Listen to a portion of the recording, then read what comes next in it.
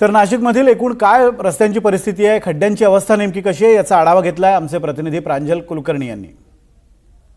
नाशिककर खरं तर पावसाच्या आतुरतेने वाट ही बघत होते, मात्र या 3 ते 4 दिवसाच्या पावसामुळे नाशिक शहराची कशी बकाल अवस्था झालेली आहे हे दाखवण्यासाठी ही दृश्य खरं तर पुरेशी आहेत। नाशिकचा अमृतधाम ते तारवाला नगरला परिसराला जोडणारा हा खरं तर रस्ता आहे। रोज हजारो वाहनं इथून प्रवास करत असतात, मात्र या रस्त्यावर आपण जर बघितलं तर जणू तळं हे साचलेलं आहेत आणि हे तळं खरं तर फक्त पावसाच्या पाण्याचं नाही तर मानवनिर्मित देखील आहेत। इथे जे ड्रेनेज आहेत हे ड्रेनेजच खरं तर फुटलेले आहेत आणि तिथून दुर्गंधी जी आहे ती मोठ्या प्रमाणात रस्त्यावर पसरलेली आहेत। घाण पाणी खरं तर हे ड्रेनेजचं संपूर्णतः बाहेर येत आहेत।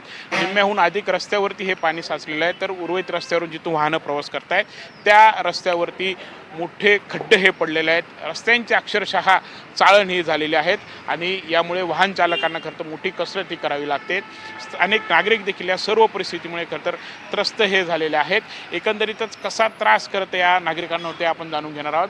माझ्यासोबत आता श्री दत्त टायर्स हे जे व्हील अलाइनमेंटचे खरं तर शॉप आहेत, इथे दुकानदार त्यांच्याशी आपण बोलूयात। दादा, काय एकूण परिस्थिती, कसा त्रास होतोय? सर, पाणी खूप साचलं आहे, ड्रेनेज फुटलं आहे, ड्रेनेजमधनं सर्व गटारीचं पाणी बाहेर येतं आहे। तुम्ही बघू शकता किती स्मेल येतो आहे, इथं किती वास येतो आहे। नगरसेवकांकडे अनेक वेळा तक्रार केली आहे, स्वतः ॲडिशनल आयुक्त जे होते ते इथं येऊन बघून गेले, पण कुठल्याही प्रकारचे आश्वासनं देत आहे फक्त की आज काम होईल, उद्या काम होईल।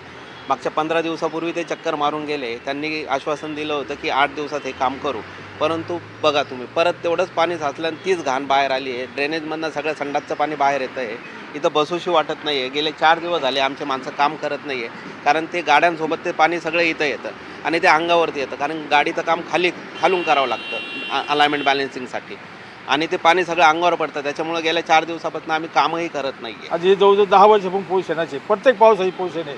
फक्त खड्डे पण मोठ्या प्रमाणात आहे, अपघात फार मोठमोठे खड्डे, हो अपघात व्हायचे प्रश्न आहे, फार मोठमोठे खड्डे त्याच्यामध्ये गाड्या येतात जातात, 2-3 बाया पडलेले आहेत तिथं।